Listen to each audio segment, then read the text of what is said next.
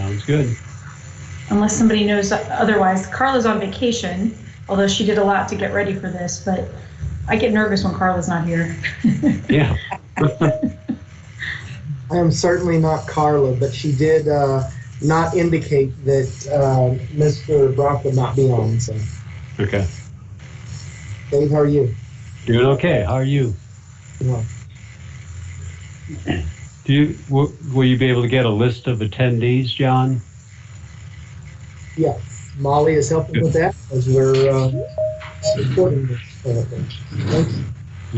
Great.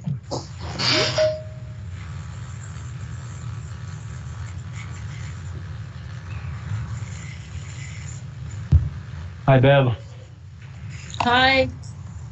Am I muted? No. Nope. We can hear you. Oh, good. All right. For once. Yeah.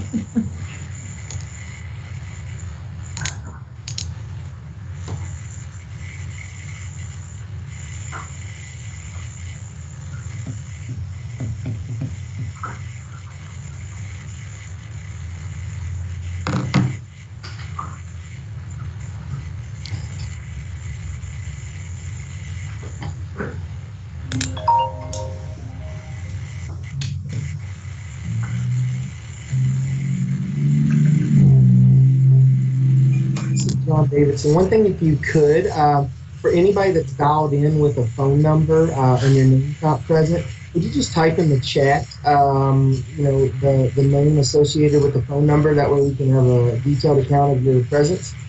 I only see a few folks. Here we go. Mr. Brock is joining.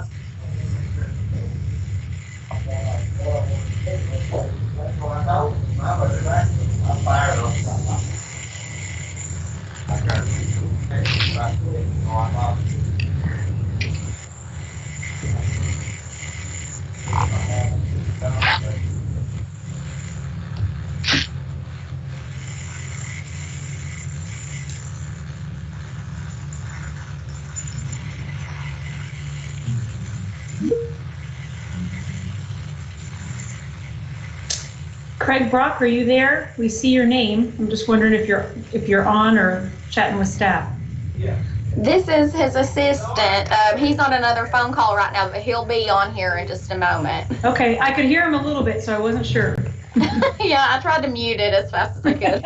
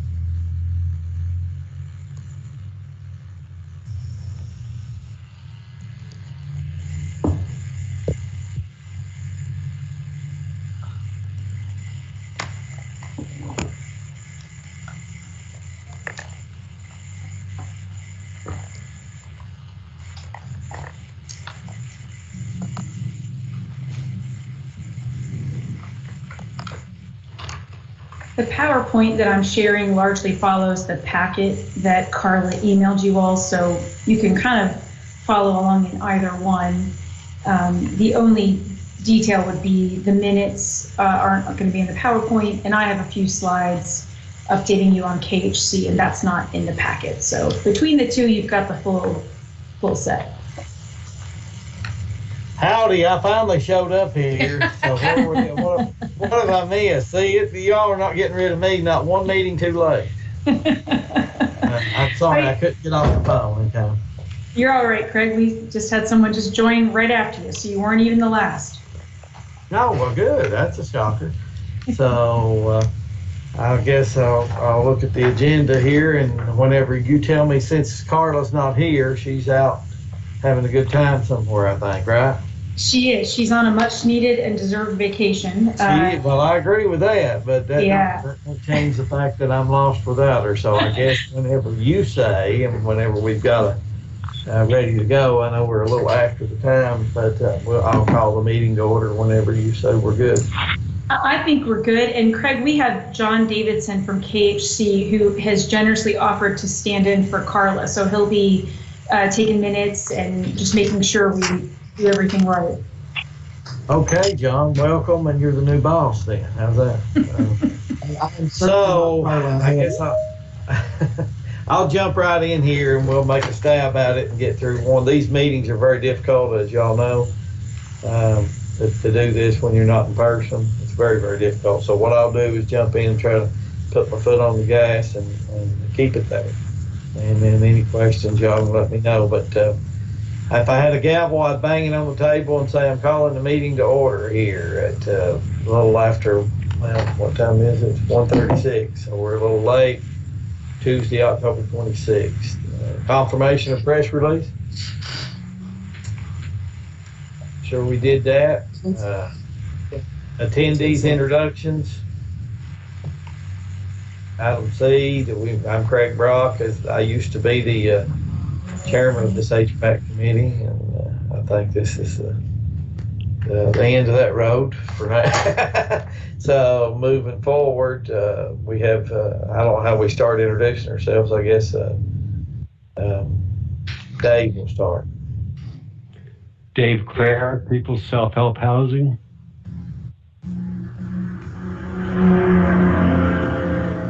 That's a difficult thing to do. I can't tell who all's here, so I don't know if anybody wants to jump in. And so you can't go from left to right, I don't think. Christina Espinosa Bard, the Human Development Institute. David Allgood with the Center for Accessible Living. Ann Anderson, Willie C. Plaza, Louisville Metro Housing. Rob Jones, Audubon Area Community Services. Becky Merrill, Welcome House. Becky Rohrig, River City Housing. Mary Crowley Schmidt, Bluegrass Area Agency on Aging and Independent Living. Craig Potts, Kentucky Heritage Council. Logan Haynes, Kentucky Manufactured Housing Institute. Lona Brewer, Energy and Deborah Knight from HUD.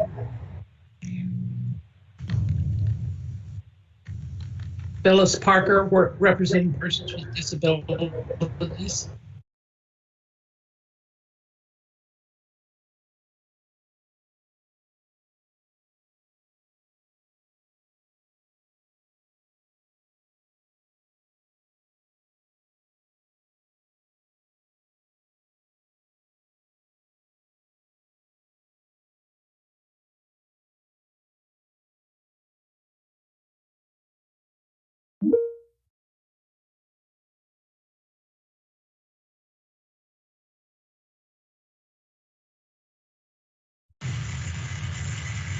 Well, if we're ready for the KHC folks, Wendy Smith from Kentucky Housing Corporation.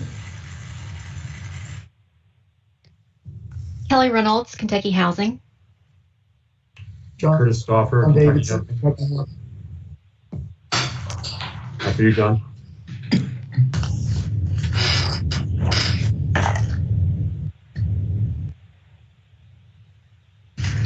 Got anybody else, or does that do it? I think we're good. All right. Okay. Item D, public participation. Do we have anybody from the public? Any issues need to be raised? If not, we'll move on to administrative items. Nominating committee report. So this is for the drum roll, please. And who's responsible for that? That would be the nominating committee, Dave Crair, myself, and also Wilma Kelly from Beattyville Housing joined me as the nominating committee. And the October meeting is always the last meeting of the year. And every 2 years we have an election of new officers for chair, vice chair, and secretary. And our job as the nominating committee is to present a slate to the entire group here to get approval for the upcoming officers who will be our officers for the next 2 years, starting in January. And so our nominating committee has asked and gotten approval from each of the nominees. And we have a nominated slate of Bev Merrill as the upcoming chair, and Craig Brock, who's filled in so well for all these dilemmas we've had in the last couple of years, and even add an extra year as chair. We're not letting him go. We're going to have him as a backup to Bev as a vice chair. So we have to call on you again sometime. And then myself as secretary for another term. So Bev Merrill, chair, Craig Brock, vice chair, and Dave Crair, secretary. And if we can get a motion and some approval on that, then these will be our new elected officers starting January meeting. So we have a motion to accept that slate. David Allgood, I'll make the motion. All right, got a second? Phyllis Parker is raising her hand to second it, I think. Yes, okay. She's nodding. All right, then. All those in favor? Aye. Aye. Aye. Aye. Any opposed to that slate? Not. Ayes have it, and that'll be the upcoming officers for the new year. So thank you, Dave, for that and your kind words of me mumbling through and bumbling through the as chairman for the last couple of years. So thanks a lot. So next up, consideration for approval of minutes held. So y'all got the email the minutes or mail, so we got a motion to accept the minutes.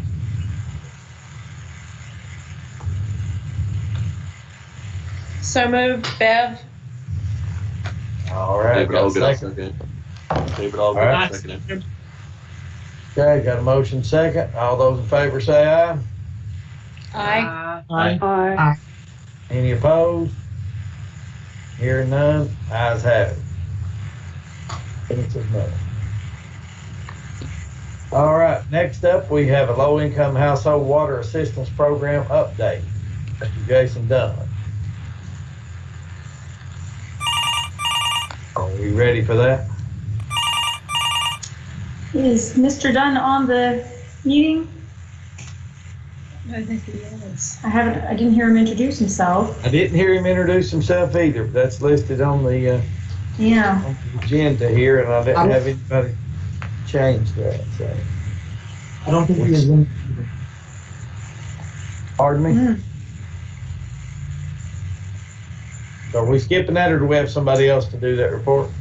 I say we skip it and we'll let Jason present another time if he wishes to. All right, we'll do that. All right, next up, well, Kelly probably needs extra time anyway, so next up is Weatherization Program, Kelly Reynolds, so she'll take all Jason's time and then some. Kelly, go ahead. Hi, thanks, Craig. I actually don't have a whole lot, maybe a lot from a national level, but not a lot from the state level. We had our NASCAS conference in September, so since we met last time in July, and that is our national organization of communities and state programs. And so it has a side for CSBG and a side for weatherization. So we get a lot of updates from the Department of Energy.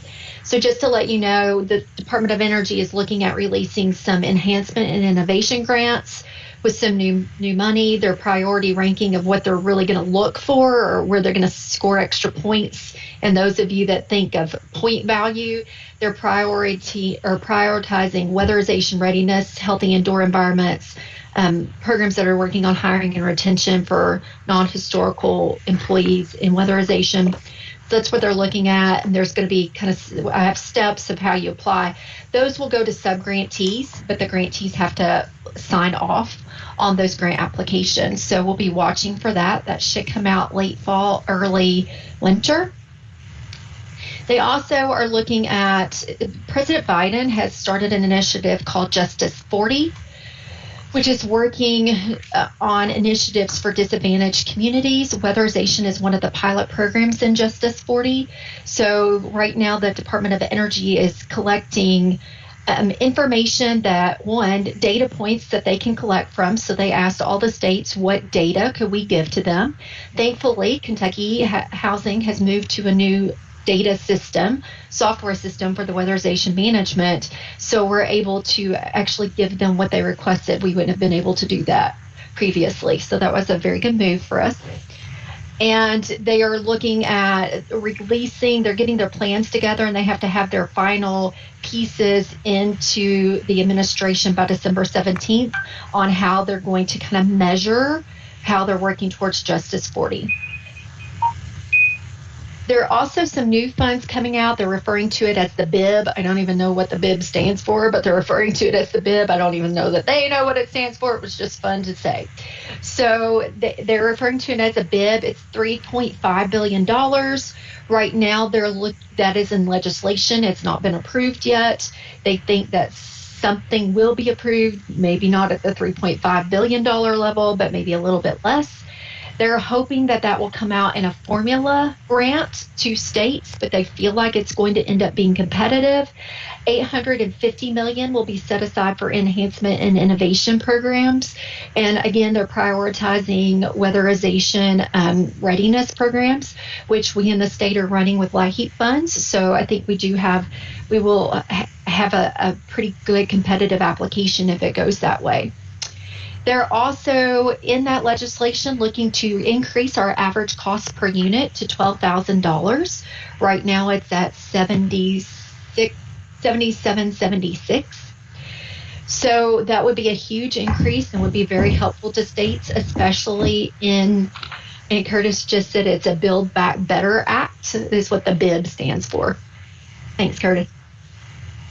The average cost per unit would be a huge increase, which is really needed right now because our material costs, as everybody knows, are going up. It's affecting weatherization as well. So we do need that increase in average cost per unit. They don't know if that will affect just the BIB dollars or if that legislation will go back and affect also the original formula dollars. We are at the last year of our current Department of Energy weatherization grant. That grant has been extended from 3 years to 5 years. So we are in the 5th year and this is the last year. So what that basically means is all of our projects will be having to complete all of their jobs by June 30th and we have to bill everything down.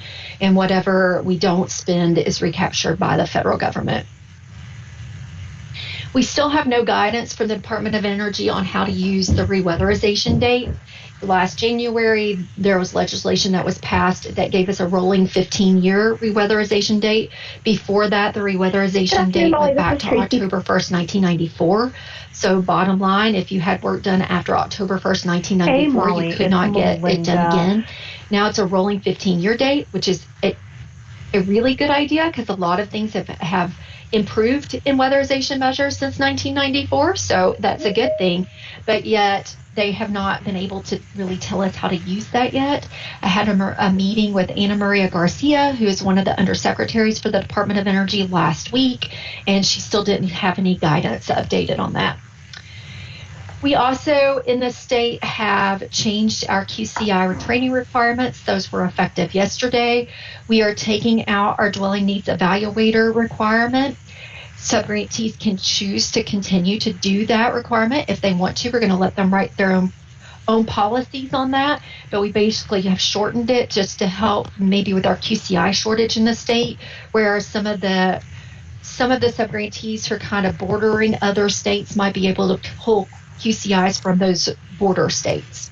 So that's the thought. So that was put into place yesterday, and we issued a public notice for that. And I think that's it. That's all of my updates.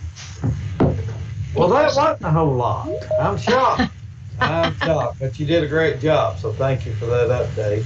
And we'll move right on down then. Maybe Wendy will need the extra time. If not, we'll get through really early today, and that's okay too. So we'll move on to Khc updates and let Wendy take it from there on COVID-19 relief funds, A, B, C, and D on that. Thanks, Craig. So I will try to move through this quickly. You all have seen a version of this so many times, but I do not aim to beat you over the head with it. What I aim to do is give you an update on where we are with a lot of the COVID-19 relief dollars that either have come to KHC or will be coming to KHC. So I'll start with Emergency Rental Assistance 1.0. This is money from Treasury. The state, meaning the Finance Cabinet, got $264 million, and then that has been subgranted almost entirely to KHC. Louisville and Lexington got their own direct grants of this money. So all three of us are operating rent assistance programs. Ours is called Healthy at Home Eviction Relief. If you know anyone who needs help, who's a tenant in our 118 counties, so everywhere but Louisville and Lexington, if they're behind on rent and or utilities, we can help. We've still got plenty of funding. Here's where we are in terms of our progress since we launched in February of this year.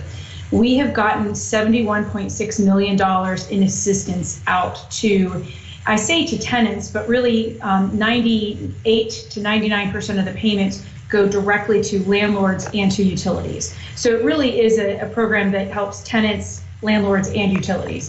It benefits quite a few stakeholders, if you will. The lion's share of that has been rent, $64.1 million, and then a little over $8 million has gone out to utilities. And that's lots of different utilities all around the state, municipal, water, KU, all of the above pretty much. We're even helping some folks with prepaid utilities or bulk fuels where they don't have a late notice, but they can't afford their next fuel tank or order of wood or what have you. We have sent out almost 20,000 individual payments. Because we can help people with multiple utilities and with their rent. Is now exiting.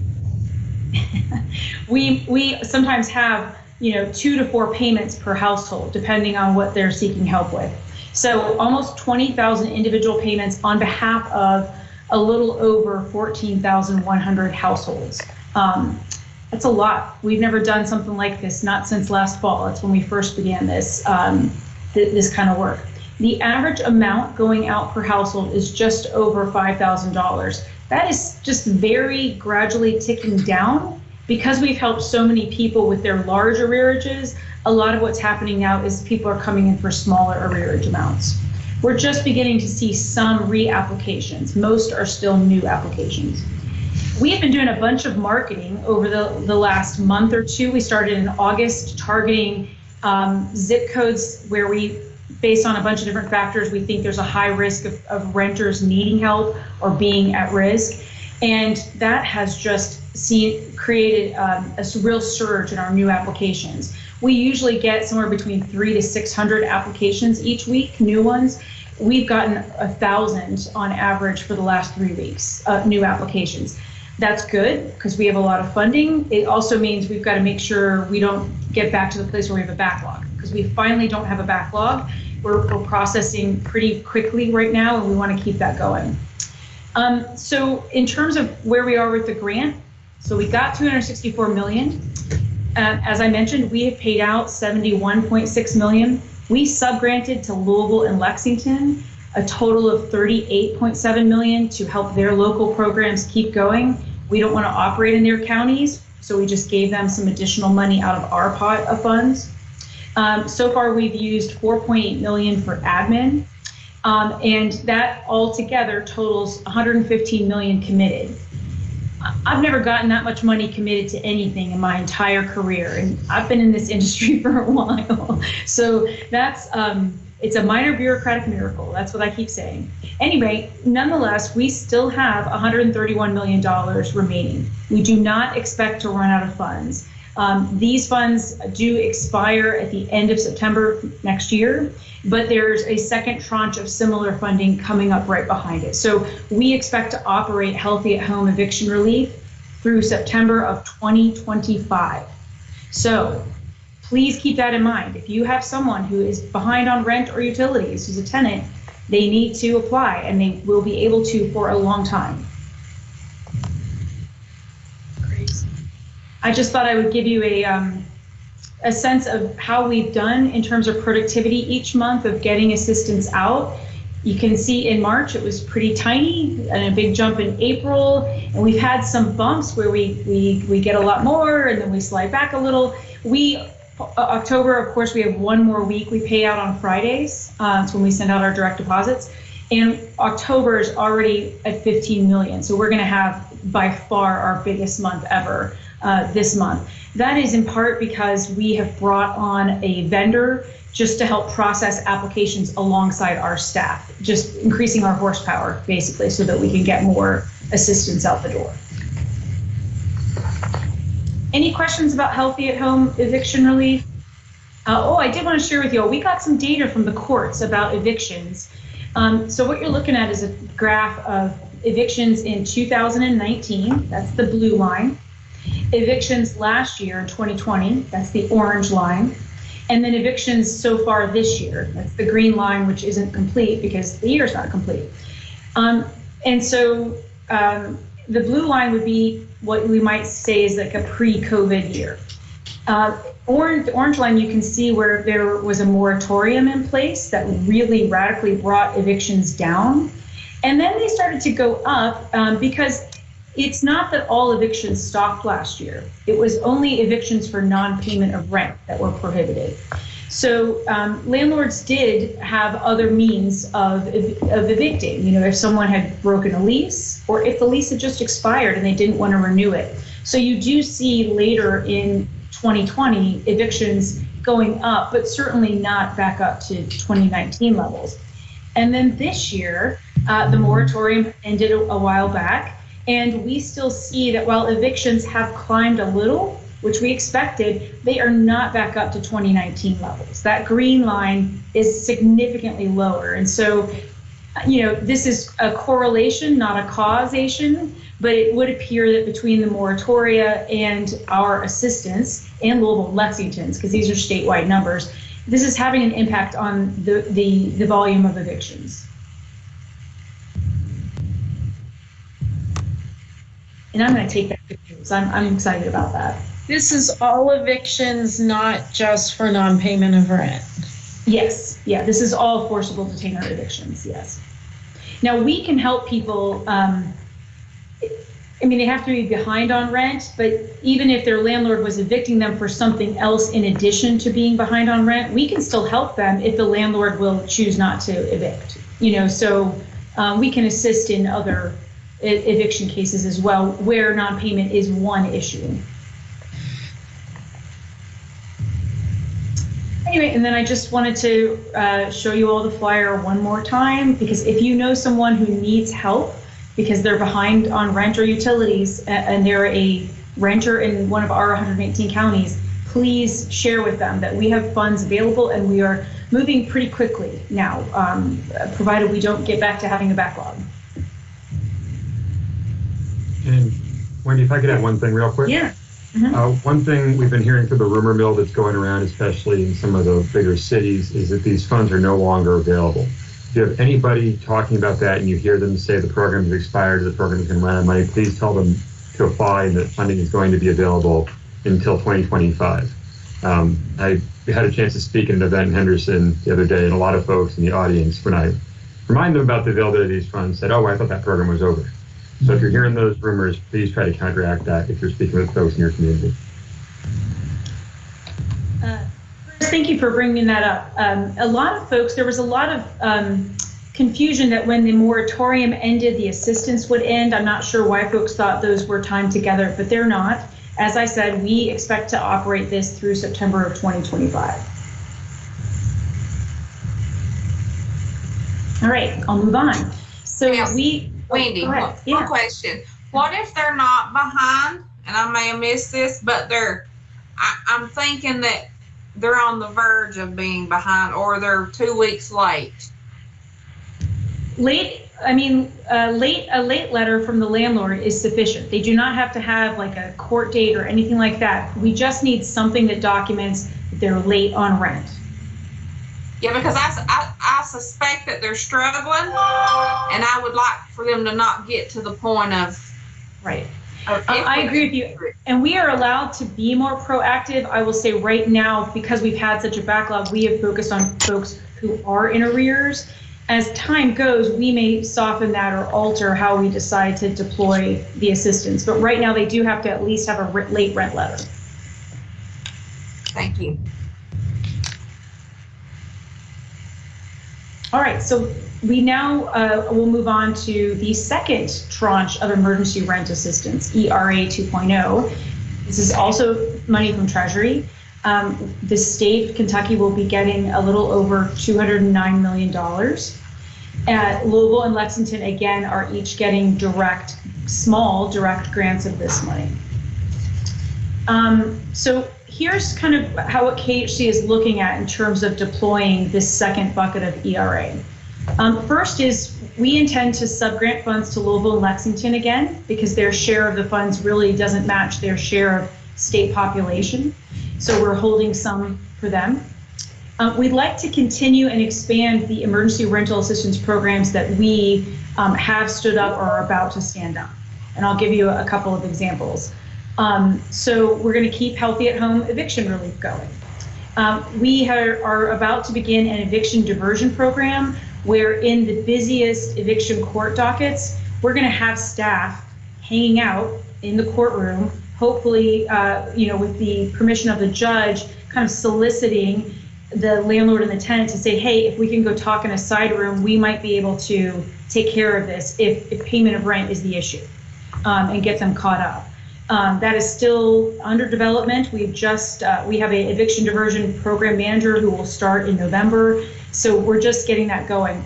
What we've got that's really, I think, ahead of a lot of states is that we are getting data from the Administrative Office of the Courts on evictions through a data import into our application system every day. So we can flag existing applications that have a court date, but also we can reach out to folks who have a court date to try to reach out to them or their landlord. We are mailing a letter to landlords and tenants pretty much every business day to let them know about the program if they have a court proceeding scheduled.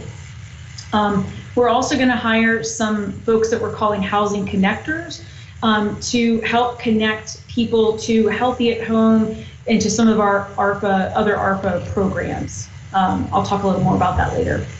Okay, then there's still plenty of money left, even after we pay for KHC to do a lot of stuff. So we're going to subgrant some ERA2 to our homelessness partners. Basically, we got a 900% increase in emergency solutions grant funding for our homelessness providers through the CARES Act. That funding sunsets next September. And so we would like ERA to pick up where that leaves off, because for most of the eligible activities, you can use ERA2 for a lot of ESG activities. Did somebody want to say something? We also are looking to launch a program to help tenants that are trying to lease up in a public housing or Section 8 unit with their upfront lease-up costs. Those programs do not help tenants with their security deposit, utility deposit, a little bit of moving costs, that kind of stuff. So we're going to try to fill in that gap to get those units leased up faster. We are going to do a grant to the 4 legal aid entities and the Kentucky Equal Justice Center to provide legal services kind of on demand for tenants across the state, so they can get legal advice, basically so that there are more people at the legal aid entities available for tenants to talk to, and in some cases to get representation in court, and to connect with Healthy at Home eviction relief. And then we've begun a bunch of conversations with the Cabinet for Health and Family Services and some of their partners to talk about matching our dollars with services. Here's one example. We've been talking with DCBS about youth aging out of foster care, because we have some vouchers for them, but they're all used. We don't have any more Section 8 vouchers for youth aging out. So we could use ERA to help every youth for the next 4 years that is aging out of foster care with 18 months of rent and utility assistance to get them stabilized. And but we need services. We need someone to provide services next to that. And what I would like, my dream is that we still make that youth pay rent, but we stick that in an escrow that's there when our ERA ends. So they've got a little bit of a buffer of some money. Kind of like the Family Self-Sufficiency Program, if any of you are familiar with that. Anyway, that's just an example. We really do need to flesh out more with the cabinet and some of the cabinet's partners. We could serve folks exiting recovery housing, folks in the Olmsted population. We're trying to map out like what makes the most sense, and we're starting first with the youth aging out of foster care. We don't have these funds yet. We are negotiating an MOA with the finance cabinet. We're working on hiring staff and building a lot of infrastructure around program management and administration. We've been flying by the seat of our pants with some of this money, and we've got to get more in place and more people in place. I say that as someone who worked all weekend on reporting for Treasury, and I really need to get out of that role. So we're trying to get some infrastructure in place before we start deploying these dollars. Okay, the next one is the Homeowner Assistance Fund.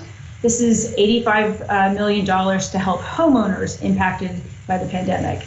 And we don't have a lot to update you all on this. We are still waiting for a lot of guidance from Treasury. But we do expect to launch either late this year or very early next year. I've got a website in here. I've shared it before, and it's basically allows you to sign up so you'll get updates, when the program does launch. We think it's going to look something like up to, depending on what people need, $30,000 to help homeowners with a mortgage if they're behind on their mortgage, their insurance, their taxes, and possibly even HOA fees. Lots of details to come, but we do aim to launch that soon, within the next 3 to 4 months. Hey, Wendy, at some point, can somebody put that link in the chat so we can for it? That would be great. I'll do that after I'm done. It's in a PDF, sure. or it's in my, I don't want to exit out my thing, but yeah, Jason, that's a great idea. I'll do that. Yeah, thank you. And again, that's just a MailChimp sign up. So all that will do is get you on the list to be, notified. Okay, then we have our home funding for homelessness. This is money, we administer this program every year. We usually get 12 to 13 million. We're getting a one-time allocation of almost 52 million. And this is really focused on housing solutions for people who are experiencing homelessness or are really at risk of homelessness or were previously homeless. It's definitely unprecedented. We have gotten some information from HUD, so we've been digesting that and really doing some early planning. We're allowed to use this for a range of things like rent assistance, developing permanent affordable housing, supportive services. I have those two bolded because those are the two things we really think we will focus on, is developing permanent affordable housing and funding some services alongside that.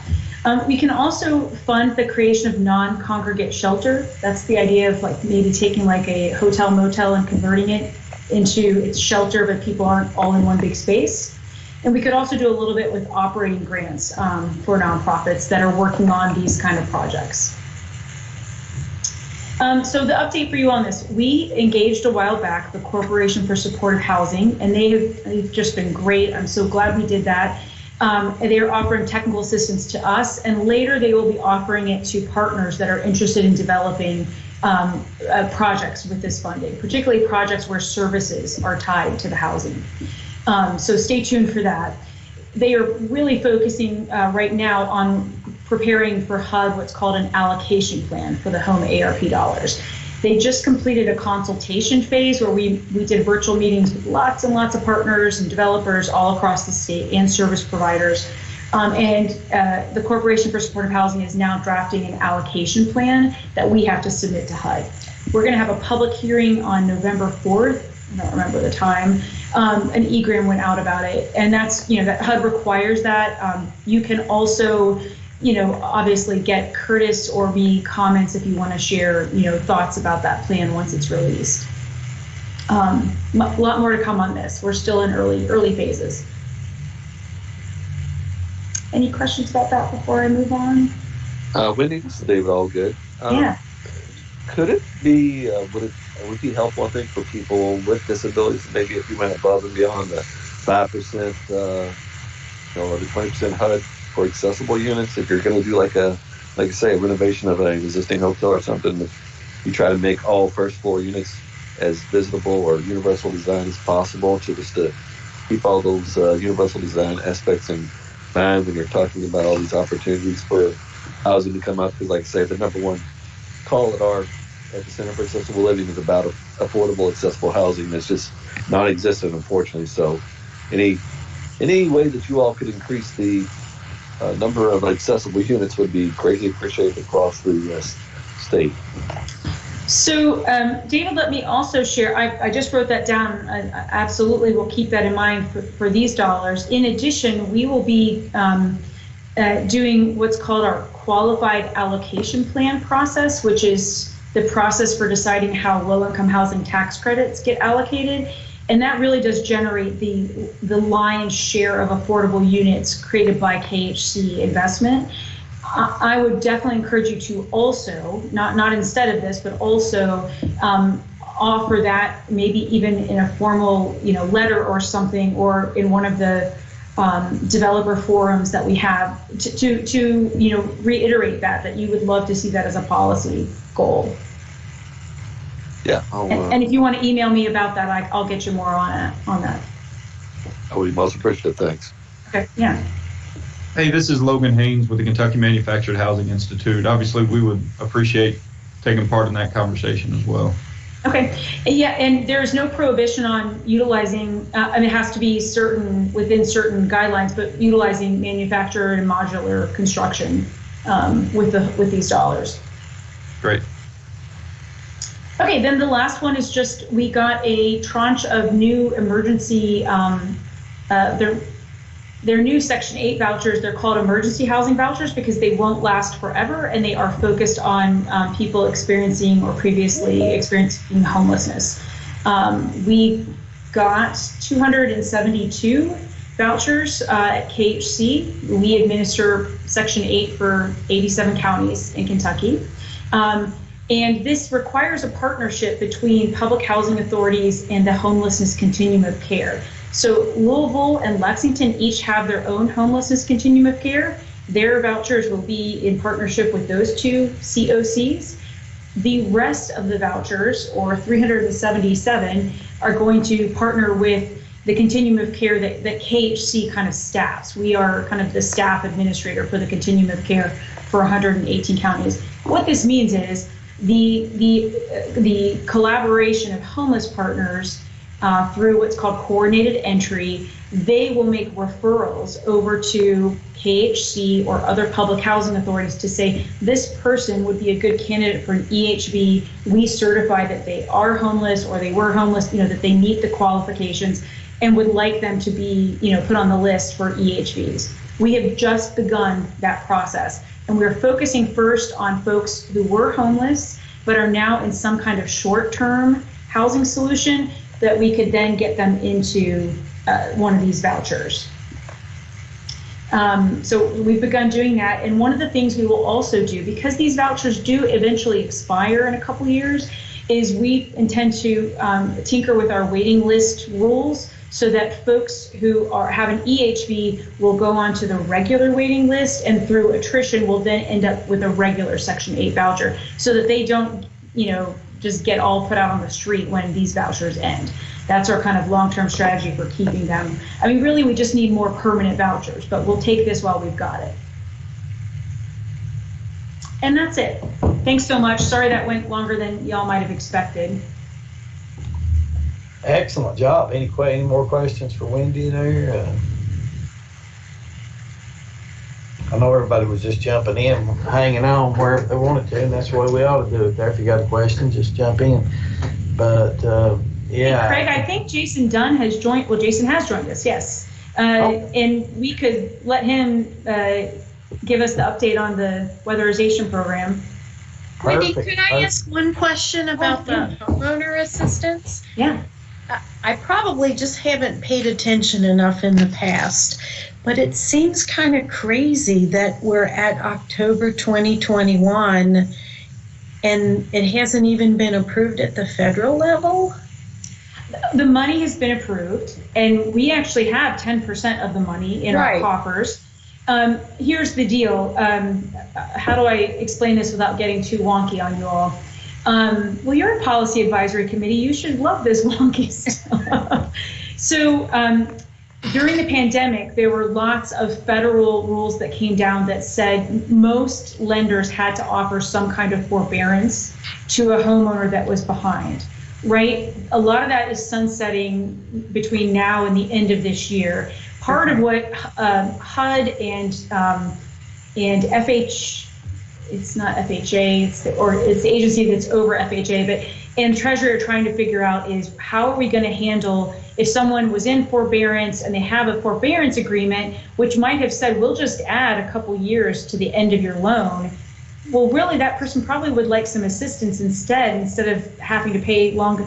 So there's a lot of that kind of stuff that has to get figured out. The other thing is thank goodness, since the 08 recession and mortgage crisis, it's a lot harder to foreclose on a house. It doesn't happen as rapidly. It certainly doesn't happen as fast as someone gets evicted.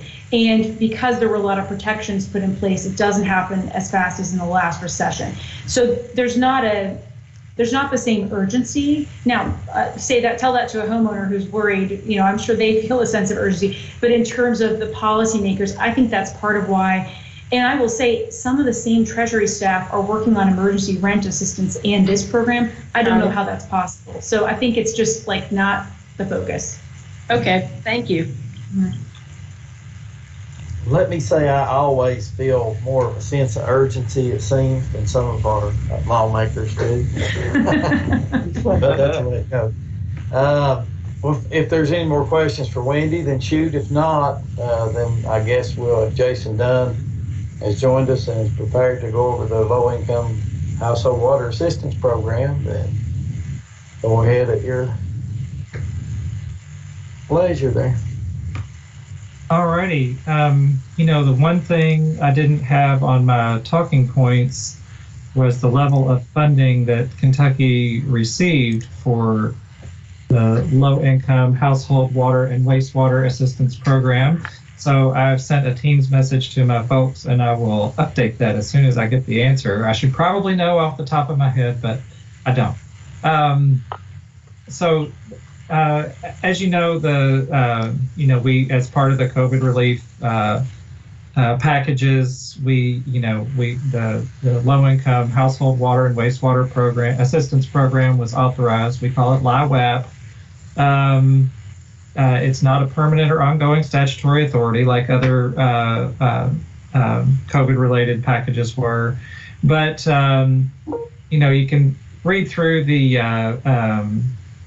talking points that we've developed here. It does provide emergency assistance. Folks especially with the lowest incomes, paying a high proportion of household income for drinking water and wastewater. This is pretty much the same language that's used for the LIHEAP program, the Home Energy Assistance Program, but just applying it to water. And we were really encouraged at the federal level to craft our plan and our benefits, and very similar to and our service delivery, very similar to the LIHEAP program, and that's what we've done with our draft plan. You can go on to the next slide. I'm not going to read all of these word for word, but here's kind of a breakdown of the eligibility and benefit levels for the LIWAP program. We are using 150% federal poverty level. That's what we're using for LIHEAP right now. We're still going to work through community action agencies for the application, just like we do for LIHEAP right now. And a lot of those same rules still apply. They have to be responsible for paying the bill, or it can be part of a person's rent if that's included in their rent. So we have a crisis and a subsidy program, just like LIHEAP. We're going with a maximum of $400 for the crisis program, or I'm sorry, for the subsidy program, and a maximum of 800 for the crisis program. We can combine those. It's not one or the other. So, we've heard stories as we've been engaging partners across the state, and we've heard of stories where folks have past due bills, especially water and sewer combined, that are up to that amount and sometimes even over that amount. But this should be able to address the majority of households that have an issue. We have until, here's a table, nice pretty table with our benefit levels here. We can include arrearages and reconnection fees, but only standard fees consistent with that. One thing the program can't pay for, and there's a state law that says that now, is any late fees. A water company can't charge the late fees, and we won't be paying any late fees with this funding. We want it to go directly to actual water and sewer services. Want to have the next slide? That's that provision right there in KRS 278. Should be a dot instead of a comma, but there's our typos for you about late fees. Now, let's see. I know there was something about the plumbing repairs. I'm getting all kinds of messages on my other screen, and I'm trying to ignore them. We can't use SLIWAP for plumbing repairs, and that's one of the questions that's come up about plumbing repairs. I'm sorry. We can use other sources. The Community Services Block Grant, CARES funds can be used for that. These are also administered by the community action agencies. So if their person is applying, they have an issue that can't be paid for through that, it could be paid for through the CSBG CARES funding.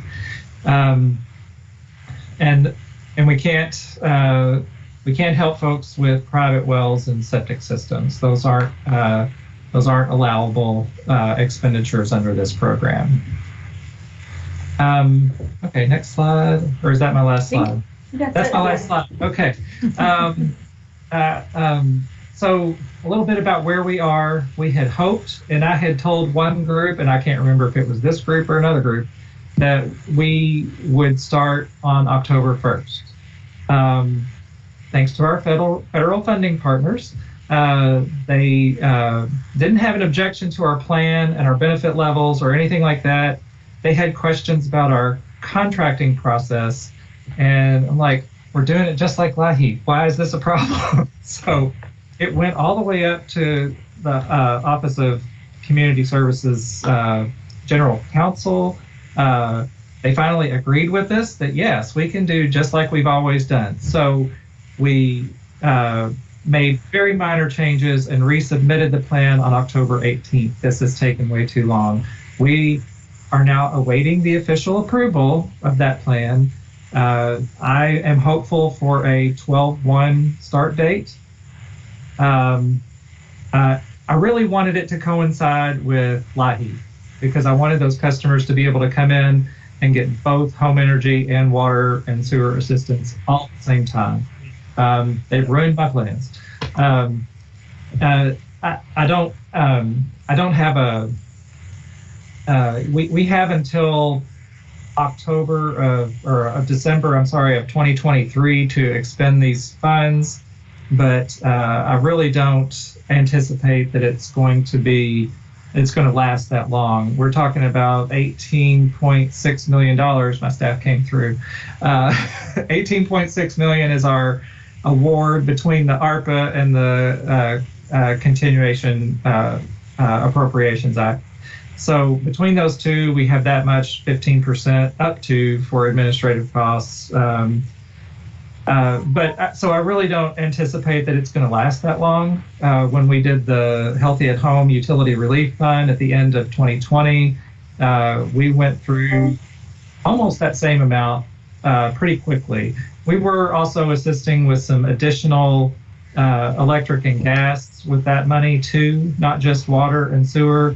but it went pretty quickly, and I anticipate this will go pretty quickly too. So we tried to balance extending it for as many people as possible, but also making the benefit a significant amount that would alleviate the issue in that household. So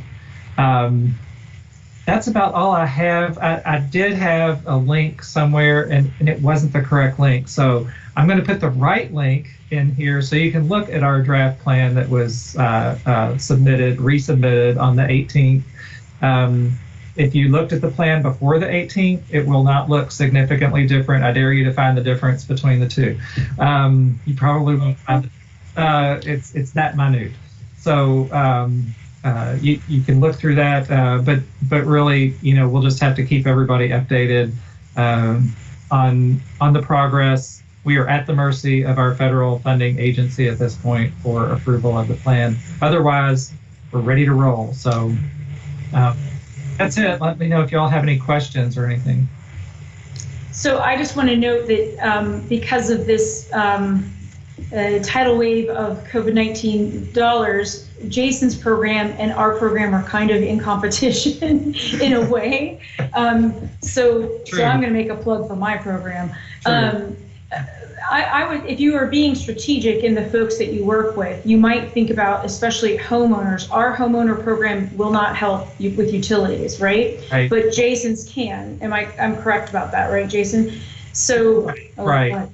And I don't see it as competition, kind of, sort of. No, I do see it as a way to not have a wrong door for families. And to not give folks the runaround, so they don't have to go to you and they'll go to the community action agency and vice versa. So, I mean, and really, and we don't offer, you can't come in and sit down with us and have us help you fill out your application. So if people need more intensive one-on-one, I think a community action agency may be the better bet.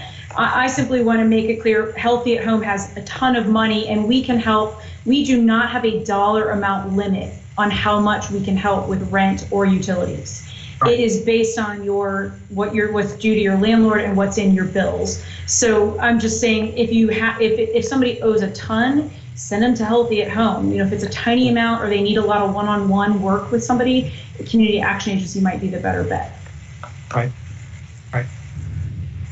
Honestly, water bills just keep going up. I mean, it's getting higher and higher. And I saw this coming several years ago as something that we were going to have to help out with because it's just not used to, your water bill wasn't no big deal. But now, if you've got several people taking 3-hour baths in the house, you could be having to take out another mortgage on the place to pay for it. So, if you've got teenagers. Yes, absolutely. And they're going to use hot water that's going to drive your home energy bills up too. And I totally agree with that. I think that, this water assistance and several other changes we've made to our programs are common sense. They're not just things that were, these were things that were kind of a problem before COVID, right? And this really exacerbated it and made it apparent to everybody. But I hope some of these common sense things find a way to stick around after COVID's done. I'm not going to hold my breath, but I really hope that happens. So. I have figured out, let me say, that if you turn off the hot water there with teenagers, they get out of the shower a lot faster. So there you go. That works out. Turn the thermostat down. Yeah. It's passing that along. So, any other questions for those good services being provided there? If not, I think the next item on the agenda is meeting dates, informational items. So what they've got listed here, 2022 Hpac meeting dates. I don't have that in front of me. I know we've got a meeting coming up January 25th, looks like 2022, but I don't see if we've got the other ones already said. I don't see it's in the second to the last page of everybody's packet. It's up on the screen. So January 25th, April 26th, July 26th, and October 25th. What would I do without Wendy? Thank you very much. Right? Appreciate Carla did it. Yeah, that one got by me. I didn't see it. So that's the dates, and then we did a little survey. Moving on down to the next. Yes. So we sent out a survey just to ask people, like, whenever this we sent it out thinking like pandemic's about to be over, y'all, but stay tuned. But just asking people like when it's kind of safe and we can all be comfortable meeting, what would your preference be? Going back to entirely in person like we used to, staying entirely virtual, or doing some kind of hybrid between the two? And we got no definitive, clear, vote on any one of the three. It seemed like people, the largest responses were for entirely in person or half and half. I would suggest, just because I know some of you travel quite far, we might consider 2 meetings a year are virtual and 2 meetings a year are in person. But that really is up to you all. I mean, I don't travel far. I walk, just through the building to get to the meeting. So I'm interested if anybody wants to, offer their thoughts about that. Well, I certainly prefer the in-person stuff, but I understand that, some people are hesitant about that, especially now. And so I would, my preference is that we meet in person all the time. I guess you might have voted that way, Craig. Yeah, no secret there. But, I definitely don't want to do entirely virtually. I think you lose a lot, even though you all have done an outstanding job with your presentations. I still think you lose some communication and when you're holding these virtual meetings. And I know everybody's getting better at it, and everybody's been doing it now for quite a while, but we've seen a high, like at the Community Action Agency board meetings, we see a higher participation from the folks that are actually sitting there in the chairs than we do from the folks when we do the hybrid meetings. We see higher participation from folks who are actually there than the ones who are not. So, and I've seen that in other things as well. So my 2 cents, is for the entirely person. But I guess, we're probably going to really have to wait and see how things go and what people feel comfortable with. Yeah, we thought this was going to be a decision we had to make really soon, but it looks like it's going to be a minute. Yeah. So anyway, that's I guess for what it's worth, we see how everybody voted, and then we can take that up before the next meeting or whatever. Sounds good. Yeah, I suppose is what we better do. And if you have any topics, suggestion there for Carla for the next meeting, please get with her on that. I would just like to say thanks to Bev and congratulations to her for taking the chairman role there, and everybody else that's on the slate of officers for agreeing to serve. Appreciate that. Appreciate everybody's participation here today. So I don't have anything else, but if I'm missing something or if I skipped over anything or if there's anything anybody wants to say, have at it. Craig, I just want to say thank you. I think you are a very good master of ceremonies. You keep the meeting flowing, but you're generous in welcoming people to contribute, and we just appreciate your service to Hpac over the last couple of years. Well, thank you very much for those kind words. I'm just kind of, stumbling through it, but I appreciate you making me feel like I've done something good anyway. And I know Beth will do an even better job than I was able to do. We appreciate her taking it home. And I appreciate Dave and everybody else who has a part in this. Wendy's done a super job, but I bet she still wants Carla to get back, right? Heck yeah. Yeah. So she really does a wonderful job. So, but we have an open floor right now before we go to adjournment. So anybody has anything, as they say in church, all hearts and minds clear. Does anybody want to bring anything to our attention or talk about anything before we proceed to adjourn? If not, I guess we need a motion to adjourn. Don't move. Second. We're adjourned. I'm second. All right. Y'all have a great evening, and we'll be back in touch before the next meeting. So y'all stay safe out there and be careful. And it was good seeing everybody, even though you didn't see me. Have a good one. Bye, everybody.